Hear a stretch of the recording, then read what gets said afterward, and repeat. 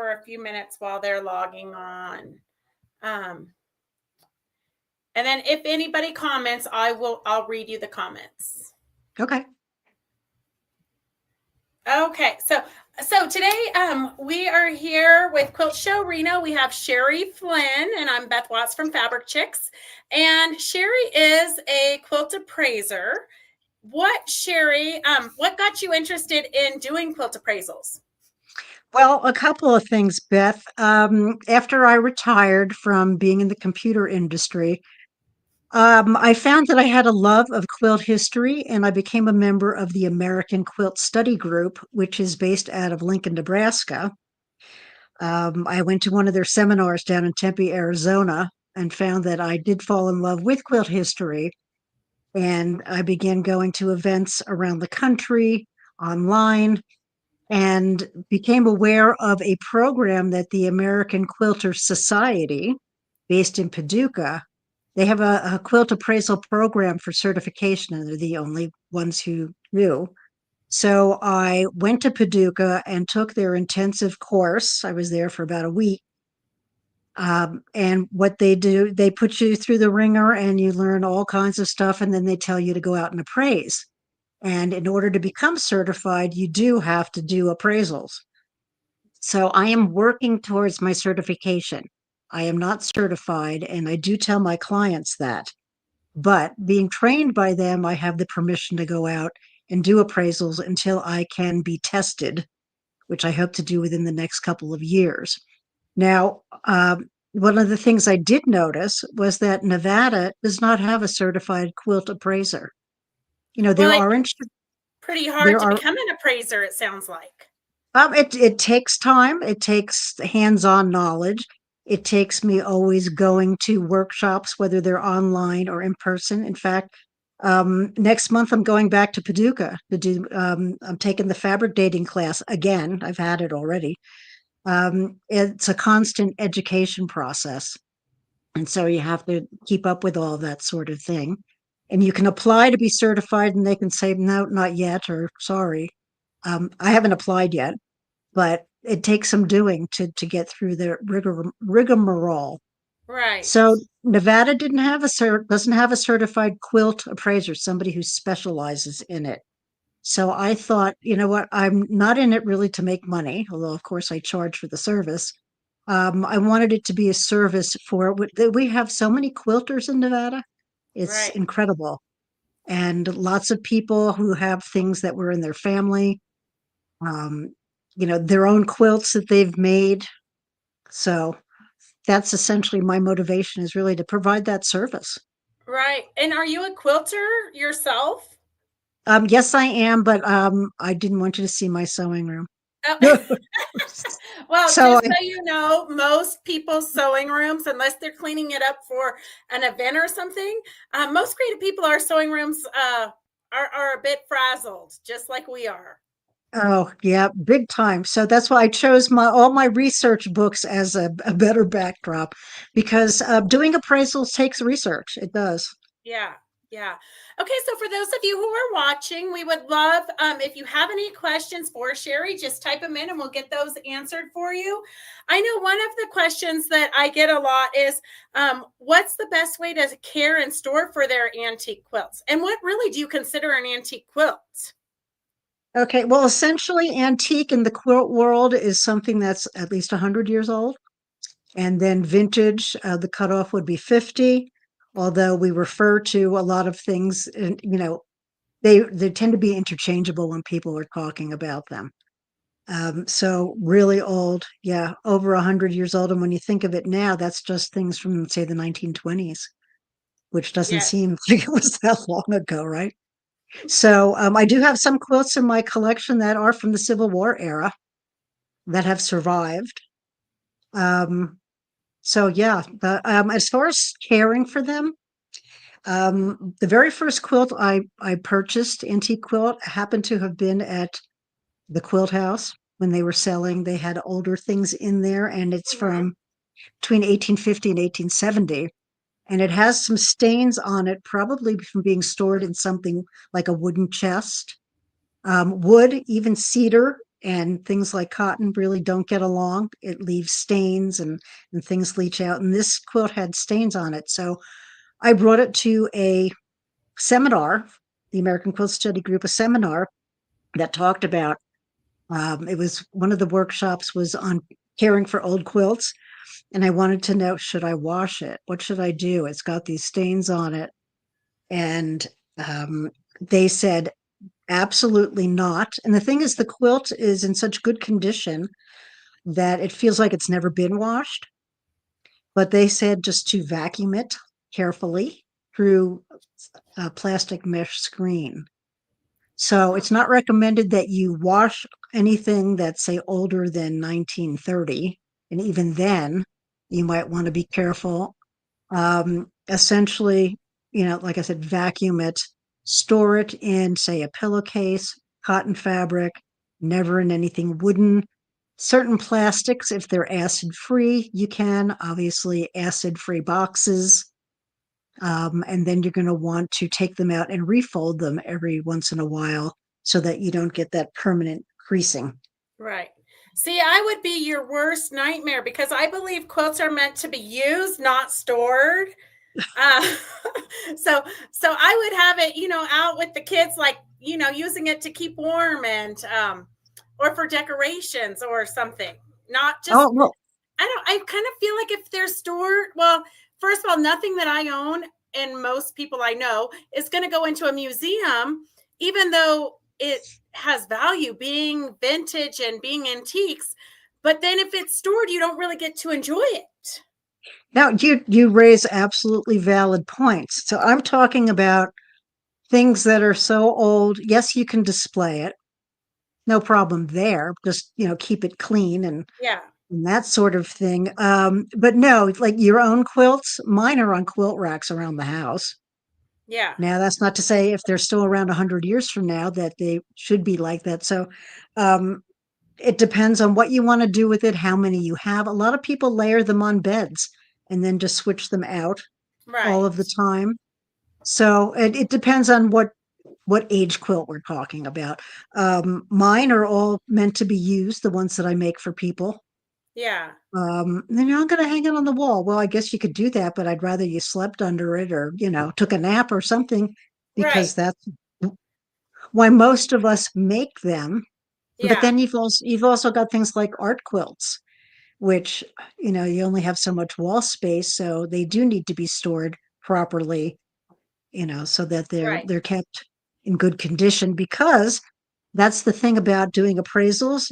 Everything's about the condition of the quilt. Doesn't matter how old it is, it may not be valued for a lot of money just because it's old. Right. It's, just like real estate, location, location, Hmm. location. Well, with quilts and appraising them, it's condition, condition, condition. Right. So why would somebody want to get a quilt appraised? There are a number of reasons. One would be, yes, you want to sell it because nobody in your family wants it. Museums are not likely to want the donation. They have, and this is even our textile center in Carson City. They only have so much space for receiving items. They don't have anybody on staff who's that knowledgeable about quilts. They know a Right. little bit, but not a huge amount. And when you say museum quality, yeah, the thing usually has to be absolutely pristine Right. for its age. So the condition would be everything. It needs to be something that, say, something like a grandmother's flower garden. That was the most popular pattern in the 20th century. So there's lots of those around. Are they going to want your grandmother's flower garden? It's not Right. likely. So you might want to sell it. So you would need to know a value of the quilt. The other thing would be to insure it. So, for example, house fire, floods. We don't get too many floods here, but we do, house fires, any other kind of damage. If you have, a number of quilts, you might want to insure them with your homeowners. But also, for example, I did do an appraisal for somebody who was showing a quilt that she and a friend had made, and they wanted to make sure if anything happened at the show, it got stolen, what have you, that Right. it was insured. And I know that the butterfly exhibit, if I'm not mistaken, that was part of the Cherrywood Challenge. I Mm-hmm. think somewhere along the line last year, some of those were actually stolen from some location. I had Right. heard.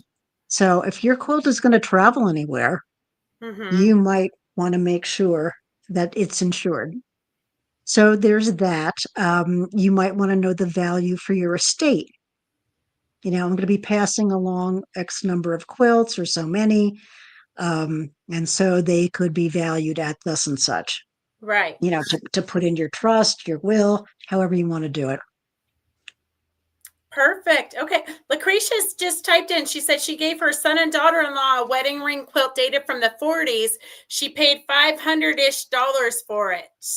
Mhm. That's probably a Okay. pretty good deal, I would think. I mean, nowadays you can hardly get the fabric for that. Well, yeah, you can't get the 1940s fabric. It's true, but with appraisals, it's about the rarity Mm-hmm. of the quilt. Wedding rings right now are fairly common. And I said the condition has to be primo. Right, right, And so the value has everything to do with that. right. Perfect, perfect. Okay, so if they want to contact you to be able to schedule an appraisal, of course you will have a booth at Quilt Show Reno, and you will have a lot, some antique quilts on display for people to look at and admire, but not touch, of course.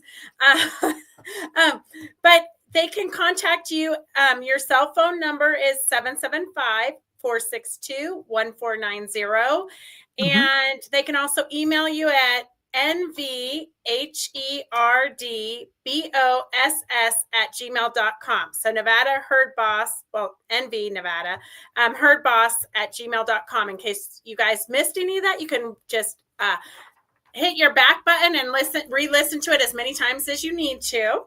And you can also find Sherry's website. It's Nevada Textile Tales, TALES.com. Okay, do you have anything else you want to add, Sherry? Well, I will be doing appraisals at the show, so you can make an appointment ahead of time. And we will take care of that. I will have tables and something with which to take pictures and et cetera, et cetera. It's about a 20-minute process for me to gather all the information. And what does And an then appraisal cost? I'm currently charging $50. Oh, good. And so That's a good price. there is a threshold if I feel that your quilt will not be valued at more than $250, then I don't see that it's fair to take your 50. Um, and and I wouldn't want you to spend that kind of money, Right. if it's not going to be worth a whole lot. So my preference is to see photos ahead of time. I can do a consultation. Some people just want information about the quilt, Mm-hmm. for family records. Consultations are 25, and I provide something written for the consultation, but an appraisal, that's the only thing that gets a dollar value assigned because it's a legal document for you, say, to give to your insurance agent. Right. And so, no values are discussed informally because I have to go home and do homework to find out, well, what's the current market value? Mm-hmm. Either to replace it or sell it, etc., to reconstruct it, Right. things Right. of that nature. But also know that it doesn't have to be old quilts. I know you and I had talked about that earlier, Beth, that Mm-hmm. it can be, current things. Right. Perfect. So if you want to set up a quilt appraisal, you can call Sherry and get that scheduled on the books. If you're local here, you can also, I believe, they can go to your house and have it done, right? If they're No, or you can go to their house. um, I probably can go to their house. I also, I used to be able to do it in a particular quilt shop who's not in business anymore. So I would make arrangements to, find a mutually agreeable location where, we have tables that we could set it out. So, we could discuss that. Perfect. Well, you can always use Fabric Chicks if you need to. Oh, thank you. Sure, sure. Okay, so if you guys have any questions, you can contact Sherry. Otherwise, look forward to seeing her in her booth at the Quilt Show Reno, June 5th through the 7th. All right, thank you Super. so much, Sherry. Thanks for having me, Beth. Sure, thank you. Have a great day. You too. Bye-bye. Okay, bye-bye. All right, let's see. All right, Devin is going to come in momentarily. Devin's going to come and we're going to switch to the iPad. And then we have Rona the Ribbiter here. Let's see, Devin, are you coming? No. You know he's coming. Okay, so I did not prepare any questions for Rona. So we're going to fly by the seat of our pants. This should be fun. It should be exciting. Okay, are you going to switch to your camera? I thought you were going to switch it. Okay. Since you have to mute your mic anyway. Okay. Okay. We're a hot mess here at Fabric Chicks. Okay, so we have Rona the Ribbiter here. Rona, how did you get started into quilting? Oh my gosh.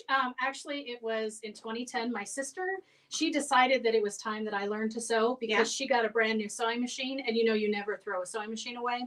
So she gave it to me. And since I'm a math brain, I love numbers. I'm one of those weird people. She decided, let's make a quilt.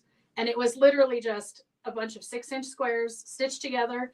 There's no quilting in it. The binding part of it is not even stitched into the binding. It's horrible. But it's always good to have a first quilt to show, like the progress you've made over the years. Exactly. In fact, I gave it to my mom as a present, and she still has it for that very reason, so that I always remember where I started. Right. I do have one upstairs that I did when I was really young, and it did win Best of Show at the county fair. Nice. But I bring it out every so often so people can see how far we've come in the last, 40 years. We won't talk about number of years. That's fine. Quilting's come a long way. It has. Yes. It absolutely has. Yeah. Okay, so you're going to be teaching at Quilt Show Reno. I am. And so just so you guys know, not that you can tell because she looks so calm and peaceful here, but she literally just flew into Reno because her grandbaby was born yesterday.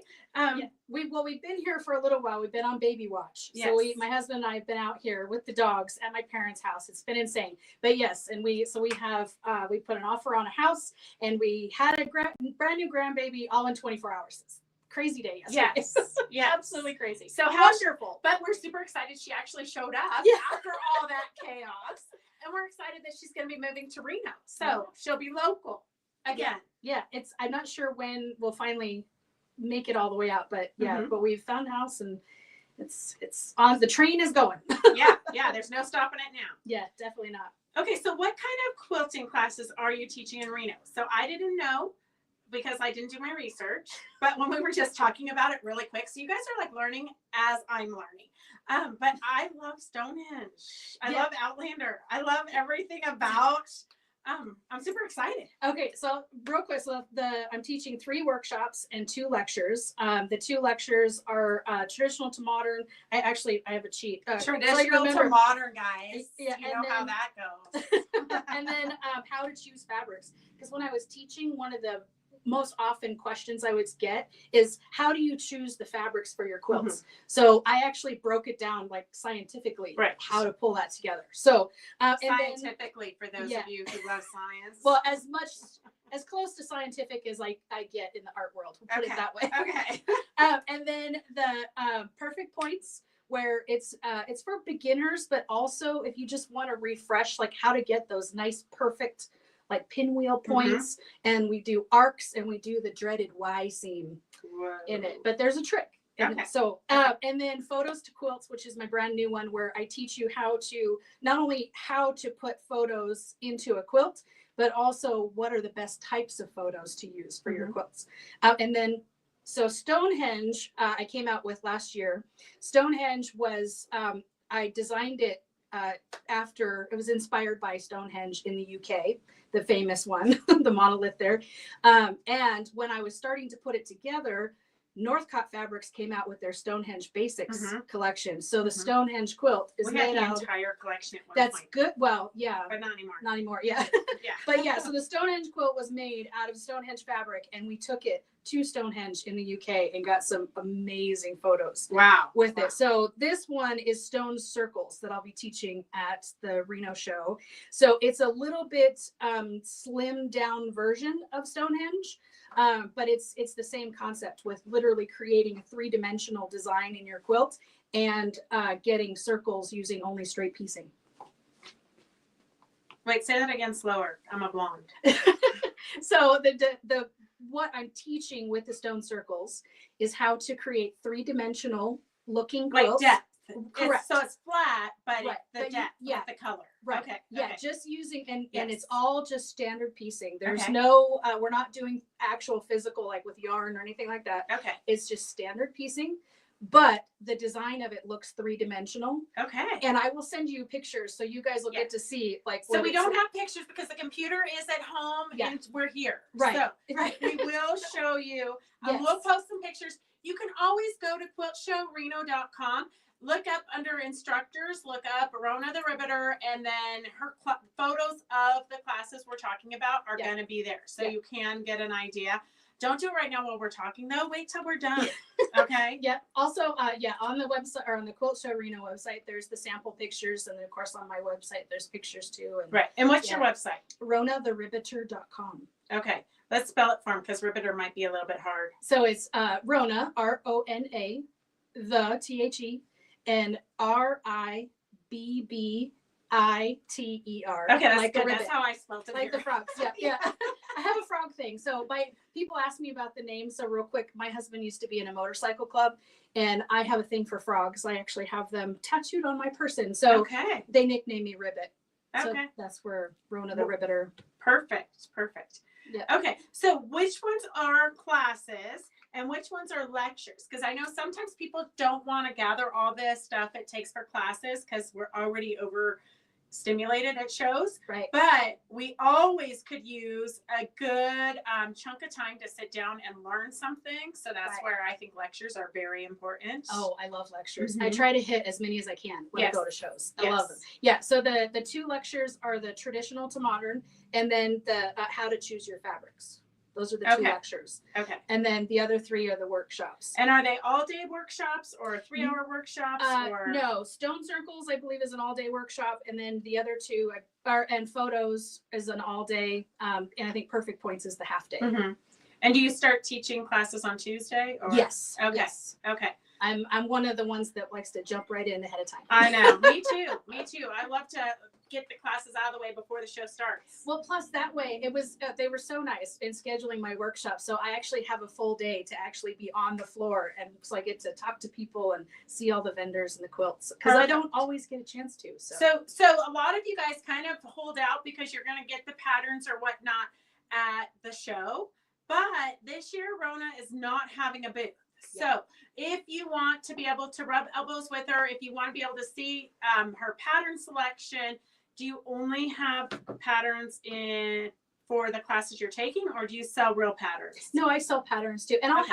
have some of my patterns and books with me. Okay. Obviously, I'm not going to have a huge setup like I would in a booth, but Right. yeah, I'll bring a few to the classrooms and have some extras just because I do have several patterns, and like I said, there's 4 books that Uh-huh. are on the website. I have all kinds of fun little knick-knacky things because I am the traveling quilter. And Okay, so quilters what do you like mean by the knickknacks. traveling quilter? Just in case they don't know who Rona the Ribbiter is. So I am the one-stop shop for all your quilting related travel. So think tours, cruises, shop hops, retreats, all kinds of things that we do for quilting, right? Mhm. So on my website is where you guys get to plan your travels. So I have lists of quilt shops by state, including this one. I have lists of all the quilt shows around the world, including, of course, Quilt Show Reno. And then I have lists of quilt museums around the world, quilting retreat centers here in the United States, information on barn quilts, all kinds of things. There's even a great challenge that's on there, bucket list challenge. And then my YouTube channel, you get to come with me virtually on all the places that I go, the people I get to meet, and then of course the tours and the retreats. You guys get to physically come with me. Okay. So the tours are brand new. Those just launched this year. That's Okay. our first tour. So Well, she was telling me about the tour. It sounds kind of exciting. Like those of you who love to hang out with me, we might have to book it. Instead of doing a mini retreat here at Fabric Chicks, we might have to jump the pond and go to Scotland. It sounds pretty exciting. well, I can tell you, so the 2025 tour that's going this September sold out in a day when we launched it. So of course we're doing another one in 2026, and we're adding a couple new things for the 26 tour. And I don't know if there's more that's coming, because season 2 for my YouTube show for international, the UK episodes are airing now, and then season 2 I'll be going next spring to Australia. And so I'm going to be scouting and inspiration finding and all that. So she kind of goes to these places to scout it out so that she can make the contact, so she can include that in the travel when you go with her. So it's kind of pretty exciting. Yeah. Yes.